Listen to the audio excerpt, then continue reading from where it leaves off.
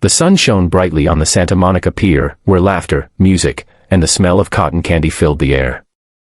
Families strolled across the wooden planks, children tugged on their parents' hands for rides, and couples leaned against the railing, watching the waves crash below. Yet, amid this lively, cheerful scene, one girl sat quietly in her wheelchair near the carousel, trying to blend in with the crowd.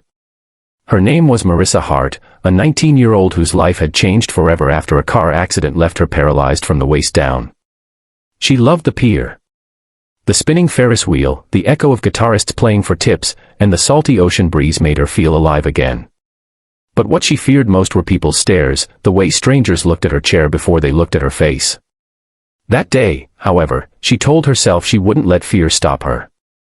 She was going to roll along the pier, buy herself a lemonade, and enjoy the world like everyone else. She wanted to feel normal again. But normalcy was short-lived. 3 young men noticed her from across the boardwalk. They were loud, swaggering, and clearly trying to draw attention. One wore a floral shirt with his chest puffed out, tattoos creeping down his arms. The other 2 wore faded denim vests. They had been shoving each other, joking crudely, but when their eyes landed on Marissa, their grins grew sharper. They approached her slowly, like predators circling their prey.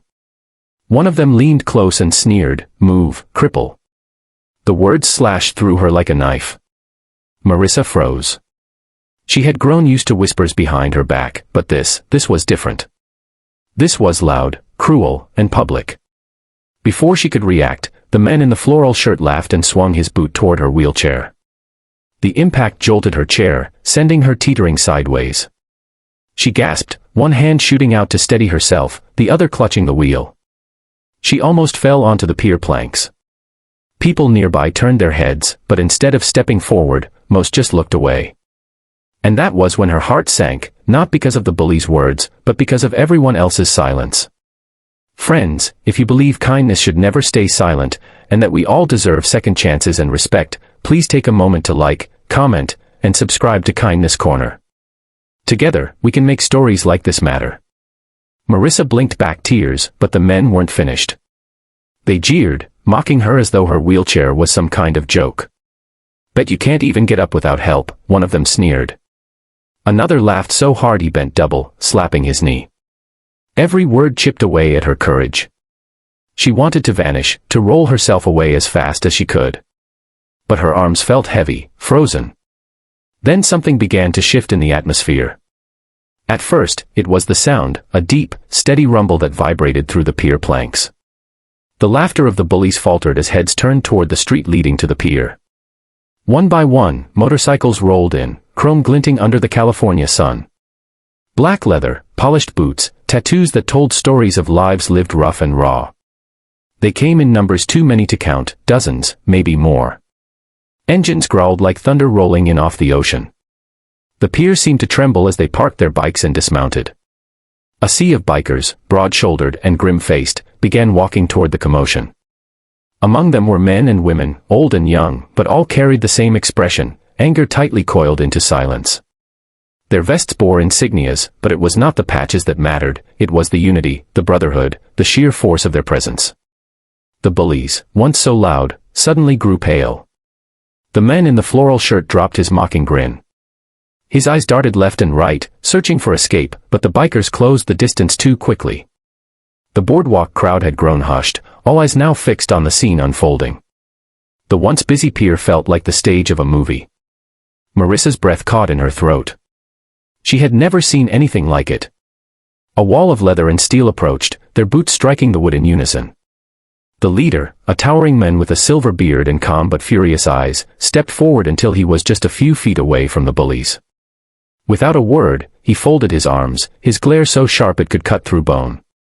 Behind him, the rest of the bikers fanned out, forming an unbreakable barrier around Marissa. The bullies shuffled backward, suddenly so small, their bravado evaporating in the face of this silent army. No one laid a hand on them, but the message was clear: you will not touch her again. Marissa could feel her pulse racing in her ears. For the first time since the accident, she didn't feel small, or pitted, or weak. She felt protected. Important. She felt seen. The bikers didn't raise their voices. They didn't need to. Their presence alone was enough to shift the balance of power. The pier, once filled with cruel laughter, now buzzed with awe. People who had turned away earlier now stared wide-eyed, some even lifting their phones to record. The bullies, realizing they had become the villains of their own show, stumbled away, their shoulders hunched, muttering curses under their breath. And then, the most incredible thing happened. The leader turned to Marissa, his stern expression softening. He crouched slightly so he could meet her eyes at her level. "You're safe now," he said gently. His voice was low, gravelly, yet filled with kindness. Marissa's eyes welled up with tears she had tried so hard to hold back. She nodded, unable to speak. Around her, the bikers smiled and gave her thumbs up, some resting their hands on her chair in quiet solidarity. They didn't see her as broken. They didn't see her as a burden. They saw her as someone worth standing up for. The moment stretched into something timeless. The Ferris wheel spun lazily in the background, the ocean breeze carried the salty air, and on that sunny California day, an army of bikers transformed a story of cruelty into a moment of unforgettable compassion. The crowd broke into applause. Children clapped, parents smiled with relief, and even strangers approached to pat Marissa's shoulder. But none of it compared to the warmth she felt knowing that, for once, the world had answered back to cruelty with courage.